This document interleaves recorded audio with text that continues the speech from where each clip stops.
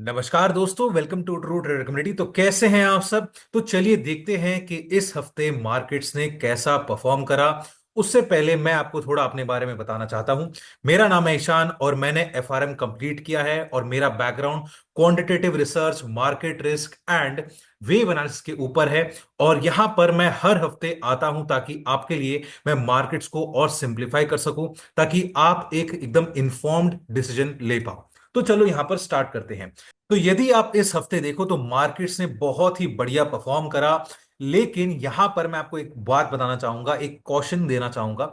यदि आप देखो तो मार्केट एक बहुत ही क्रिटिकल पॉइंट पर है और वो पॉइंट है 23,850 के आसपास, जिसके बाद मार्केट एक और बड़ा मूव ले सकता है। अब यहां पर एक चीज सोचना। पहली बात, जो ये मूव आई है, ये 3 दिन का सेशन था। इस हफ्ते आपका सिर्फ 3 दिन मार्केट खुले थे, क्योंकि आपका मंडे को और फ्राइडे को दोनों दिन छुट्टी था।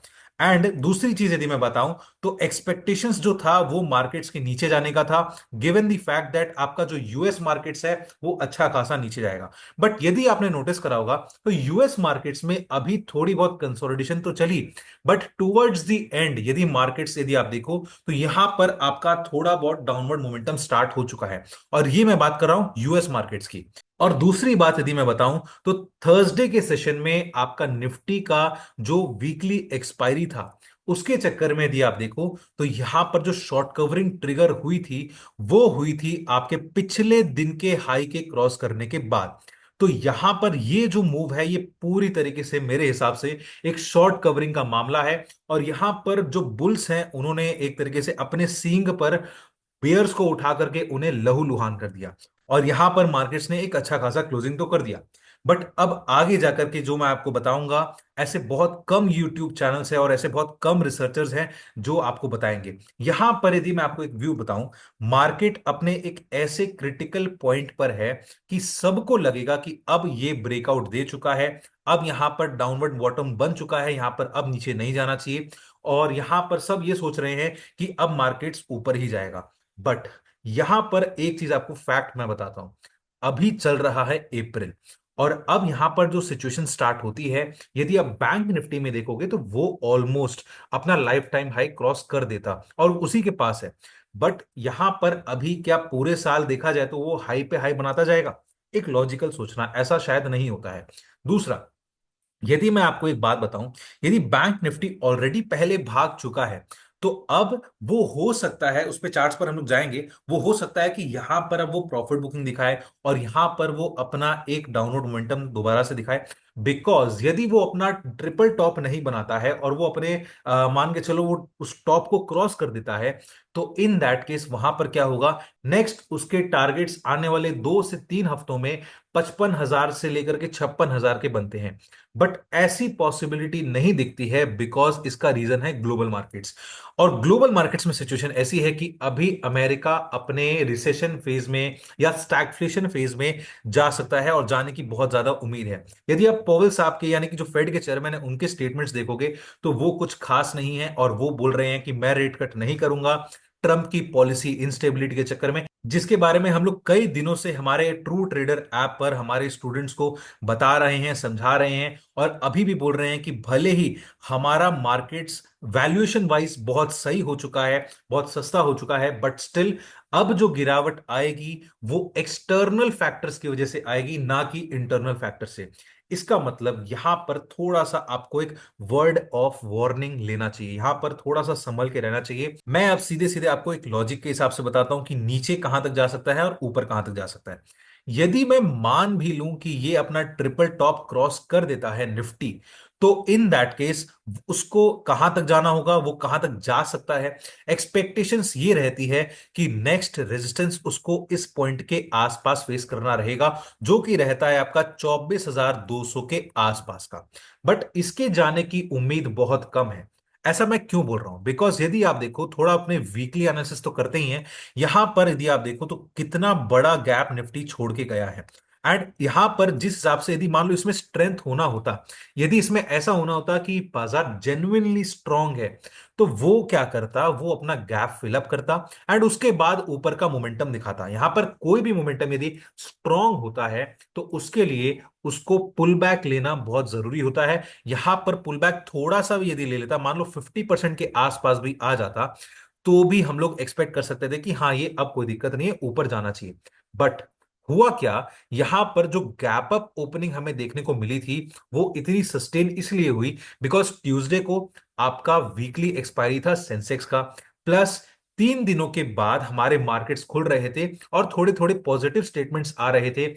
चाहे आपका ट्रंप का 90 डे पॉज वाला स्टेटमेंट हो, चाहे आपका चाइना और ट्रंप के बीच में थोड़ी बहुत बातचीत होने वाली संकेत देखने को मिले हो, तो यहां पर ये कई सारी चीजों को यदि मैं मिलाऊं और प्लस सेंसेक्स की एक्सपायरी वाले दिन को मिलाऊं, तो यहां पर ट्यूसडे को जो मोमेंटम था कंसोलिडेशन के साथ साथ थोड़ा बहुत आपको शॉर्ट कवरिंग भी देखने को मिला। यहां पर जो स्मार्ट मनी है वो क्या करता है, वो बाजार को इस तरीके से ऊपर लेकर जाता है जहां पर डिस्ट्रीब्यूशन हो जाता है। मतलब यहां पर स्मार्ट मनी क्या करता है, वो आपको ऊंचे दाम पर खरीदवाएगा और यहां पर सबको लगेगा कि अब ब्रेकआउट हो चुका है और अब यहां पर सबको लगता है ये ऊपर जाएगा।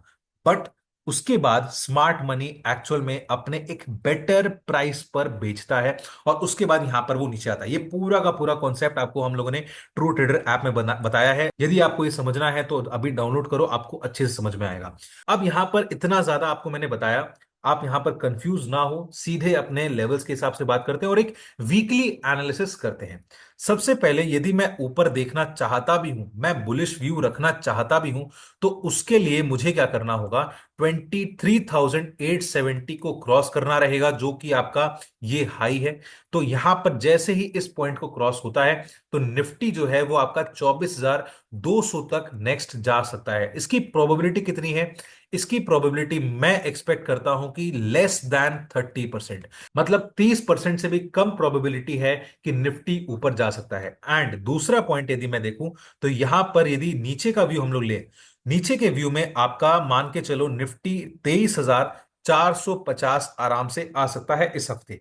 यदि मान के चलो आपका निफ्टी इसको ब्रेक करता है तो नेक्स्ट सपोर्ट कहां रहेगा, नेक्स्ट सपोर्ट आपका ऑलमोस्ट रहने वाला है इस पॉइंट तक, जो कि है आपका पिछले हफ्ते के लोएस्ट जोन के आसपास। और ये जोन कौन सा है, वो है 23,250 से लेकर के 23,300।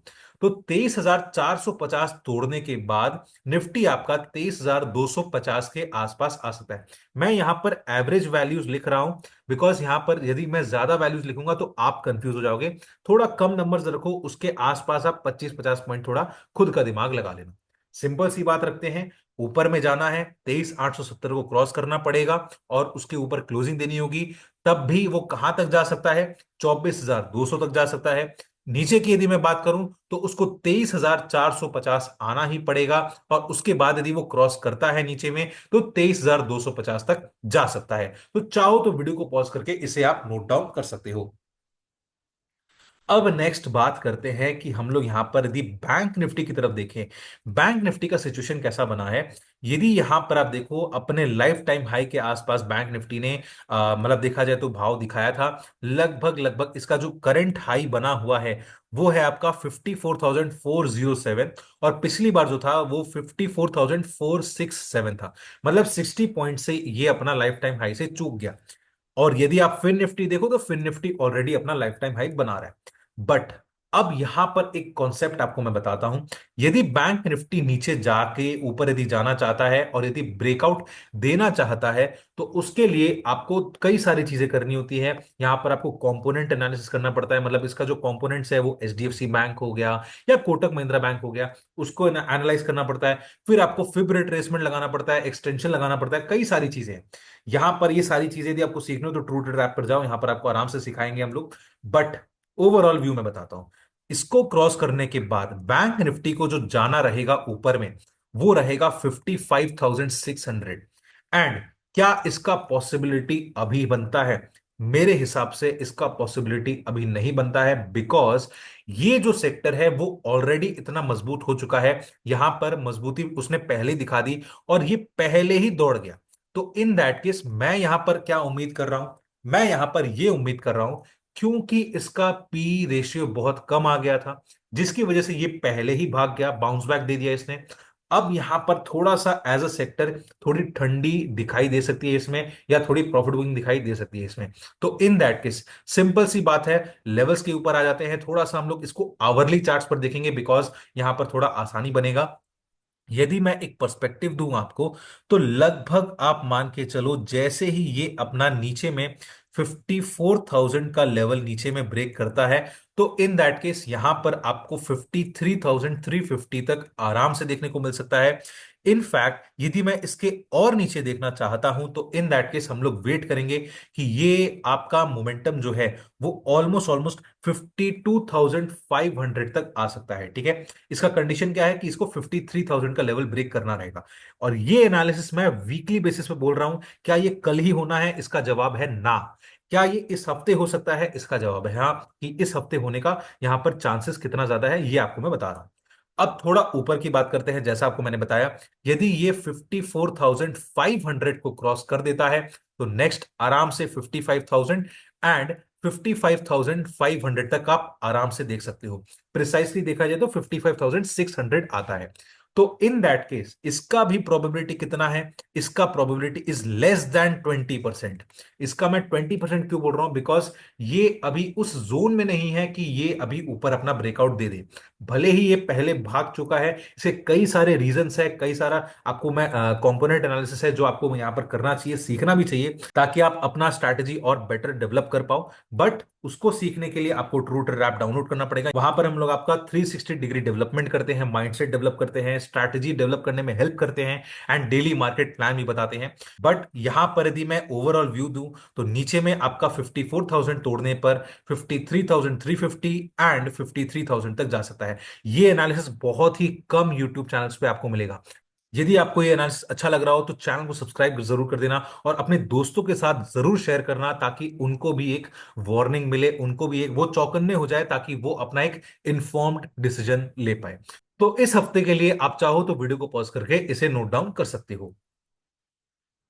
तो आई होप दोस्तों यहां पर आपका थोड़ा बहुत साइकोलॉजिकल डेवलपमेंट हो रहा होगा। भले ही आपको यहां पर सब बोल रहे हो, या आपको लग रहा हो कि बाजार अब ऊपर जाना चाहिए, इसने बॉटम बना दिया है, बट आपको ग्लोबल मार्केट्स भी ध्यान रखना होता है, आपको कंपोनेंट एनालिसिस भी करना होता है, और ऐसी कई सारी चीजें हैं जिस पे आपका ध्यान होना चाहिए। और इसको हम लोग कवर करते हैं ट्रू ट्रेडर ऐप पर। वहां पर डिटेल में जाते हैं कि ऐसा हम लोग जो भी एनालिसिस करते हैं, ऐसा मैं क्यों बोलता हूं, ऐसा हमारी पूरी टीम इस पर काम करती है। तो यहां पर वीडियो को लाइक जरूर कर देना, अपने दोस्तों के साथ शेयर जरूर करना, क्योंकि यहां पर उनको पता चलना चाहिए, उनको एक वार्निंग सिग्नल मिलनी चाहिए कि यहां पर थोड़ा बच के रहो। प्लस यहां पर चैनल को सब्सक्राइब जरूर कर देना, ताकि आपको हमारे वीडियो के नोटिफिकेशंस आते रहें। अब यहां पर हम लोग मिलेंगे अगले हफ्ते, तब तक के लिए जय हिंद।